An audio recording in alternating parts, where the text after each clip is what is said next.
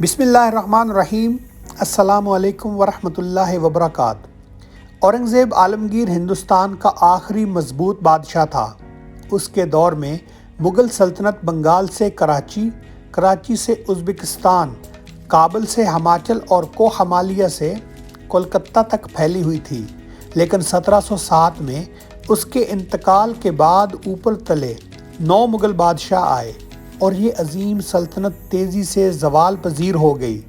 اورنگزیب کے دربار میں مکہ، ایران، بلخ، بخارا، حبشہ، فرانس، برطانیہ، آسٹریا اور چین کے سفیر ہوا کرتے تھے۔ اور پھر ایک ایسا وقت بھی آیا جب مغل سلطنت صرف دلی تک محدود ہو کر رہ گئی اور بادشاہوں کو اپنی شبانہ سرگرمیوں کے لیے بھی مہاجنوں سے قرض لینا پڑتا تھا۔ ایک وقت تھا جب تجارتی قافلے سمرقند کاشغر سے گزرنے سے پہلے دلی سرکار سے اجازت لیتے تھے، اور پھر ایک ایسا وقت بھی آیا جب نادر شاہ درانی بادشاہ کا تخت طاؤس اور کوہ نور ہیرا لے کر ایران چلا گیا، اور بادشاہ کو ہمایوں کے دربار پر جانے کے لیے بھی انگریزوں سے اجازت نامہ لینا پڑتا تھا۔ مغل سلطنت کا یہ زوال آج بھی مورخین اور تجزیہ نگاروں کا مرغوب موضوع ہے۔ دنیا آج بھی اس سلطنت کے زوال کی وجوہات پر بحث کرتی ہے اور عبرت پکڑتی ہے۔ مغل سلطنت کے زوال کی 3 وجوہات اہم ترین ہیں اور دنیا نے ان سے بے تحاشا سبق سیکھا۔ مغل سلطنت کی پہلی خامی عمائدین سلطنت تھے۔ اورنگزیب سپہ سالار تھا۔ وہ اپنے والد اور 3 بھائیوں کو شکست دے کر بادشاہ بنا تھا۔ اس نے اپنے تمام بھتیجے اور بھانجے مروا دیے تھے۔ وہ 88 سال زندہ رہا۔ ان 88 برسوں میں اس نے کسی شہزادے کو عسکری تربیت نہیں لینے دی۔ چنانچہ اورنگزیب کے بعد مغلوں میں ایک بھی سپہ سالار کام کا پیدا نہیں ہوا اور کوئی بھی منتظم نہیں رہا۔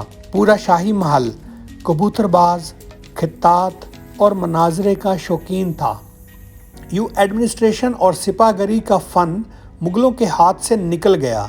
اورنگزیب نے بھی اپنے نیچے کسی کو پنپنے نہیں دیا، لہٰذا ہندوستان میں کوئی کام کا کمانڈر نہیں بچا۔ فوج 4 لاکھ تھی، مگر اس کا سپہ سالار کبھی شاعر ہوتا تھا، کبھی مصور اور کبھی کوئی کبوتر باز۔ سلطنت کے باقی منصوبوں پر بھی چن چن کر نااہل اور کمزور لوگ تعینات کیے جاتے تھے، کیونکہ بادشاہ کا خیال تھا اگر کوئی اہل شخص آ گیا تو وہ اپنے ارد گرد مزید اہل لوگ جمع کر لے گا، بادشاہ کے خلاف بغاوت ہو جائے گی اور یوں تخت کسی دوسرے کے ہاتھ میں چلا جائے گا۔ چنانچہ 1707 سے 1857 تک ہندوستان کے کسی منصب پر کوئی اہل شخص تعینات نہیں ہوا، اور اس کے نتیجے میں ہندوستان پر ہر سال حملہ بھی ہوا، تباہی بھی آئی اور سلطنت بھی مختصر سے مختصر ہوتی چلی گئی، اور یہ آخر میں دلی تک محدود ہو کر رہ گئی۔ اس دوران ایسٹ انڈیا کمپنی نے مغل دربار سے یہ معاہدہ کیا کہ کوئی مغل شہزادہ عسکری ٹریننگ نہیں لے گا۔ سلطنت کی حفاظت کی ذمہ داری کمپنی کے پاس ہوگی، یہ ریاست کو بچائے گی۔ چنانچہ شہزادوں کے پاس صرف 3 شغل رہ گئے: شاعری، کبوتر بازی اور مجرے دیکھنا، اور یہ ان تینوں شغلوں کے لیے اپنی زمینیں، محل اور باغ رہن رکھتے چلے گئے۔ دوسری وجہ، مغل دنیا کی تبدیلیوں سے بے خبر تھے۔ دنیا میں سائنسی اور صنعتی انقلاب آ چکا تھا۔ یورپی لوگ امریکہ تک پہنچ گئے تھے اور وہ خطہ قدرتی وسائل سے مالا مال تھا۔ امریکہ کی دریافت سے قبل ہندوستان خام مال کی سب سے بڑی منڈی تھا، مگر 1700 تک یہ منڈی امریکہ شفٹ ہو چکی تھی، لہٰذا ہندوستان کی تجارتی حیثیت ختم ہو کر رہ گئی۔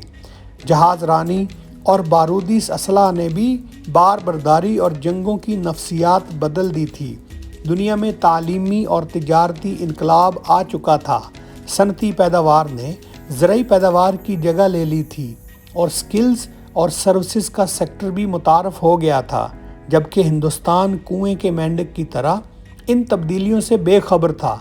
ہندوستان میں اس وقت سب سے بڑی انڈسٹری گھوڑوں کی کھریاں اور خواتین کے دوپٹے تھی۔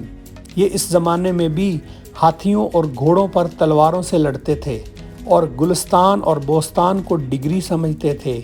और तीसरी और आखिरी वजह बाहमी लड़ाई थी। हिंदुस्तानी एक दूसरे से लड़ रहे थे। मुल्क छोटी छोटी रियासतों में तकसीम हो चुका था।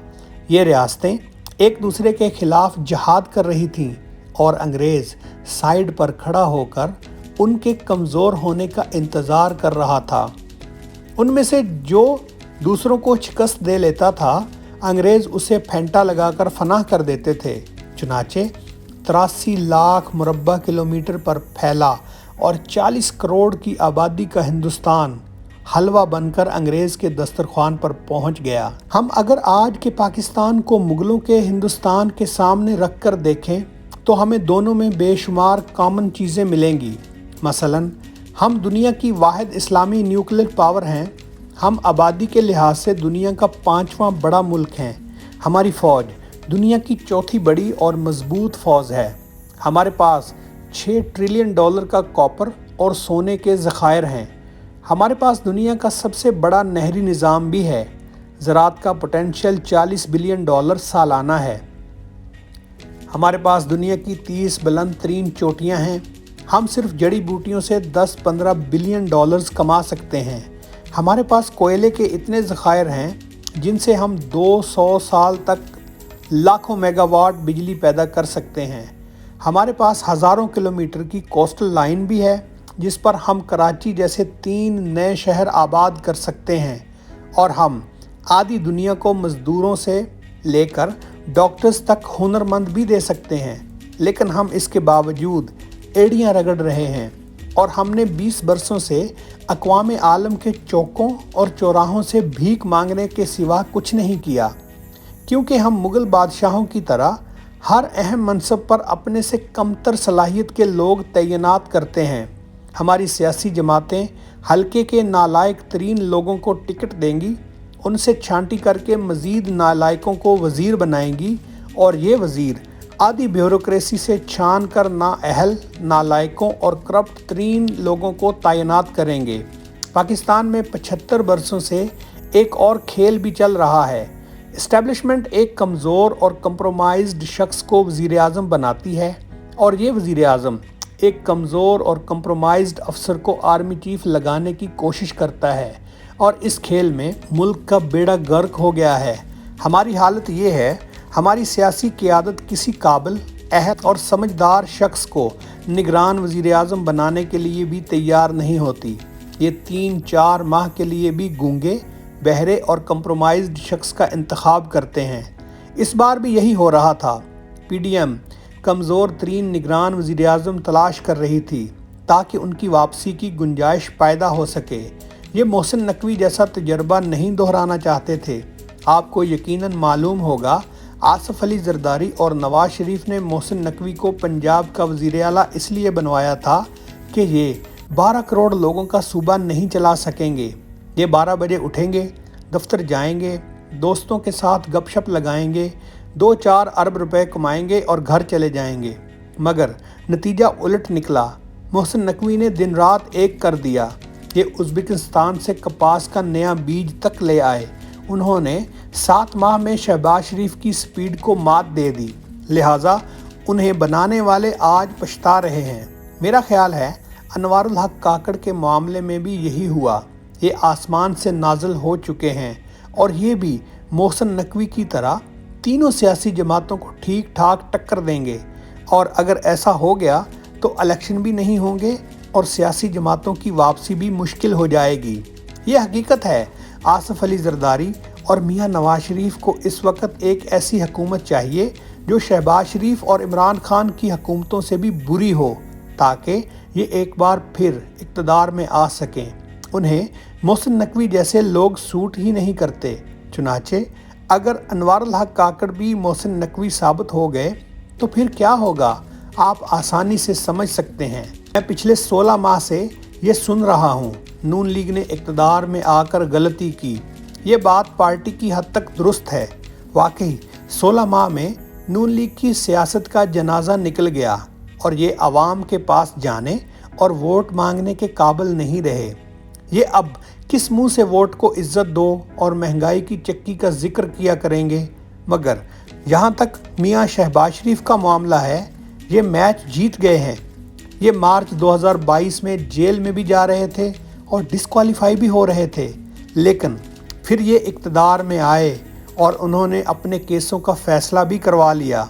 ये 16 माह में इस्टेब्लिशमेंट को ये यकीन दिलाने में भी कामयाब हो गए कि आपको मुझसे बेहतर कोई शख्स नहीं मिलेगा। आप अगर कहेंगे तो मैं आइन को भी फाड़ कर फेंक दूंगा। मियाँ नवाज शरीफ की मुखालफत के बावजूद इनवारुल हक काकड़ को निगरान वज़ीर-ए-आज़म भी बना दूंगा। लिहाजा आपको मुझ जैसा शख्स कहाँ मिलेगा। लिहाजा हम कह सकते हैं ये 16 माह सिर्फ़ और सिर्फ शहबाज शरीफ के थे। शुक्रिया दोस्तों, हमारे चैनल को सब्सक्राइब करें। वीडियो अच्छी लगी तो लाइक करें। अस्सलामु अलैकुम वरहमतुल्लाहि वबरकातुहू।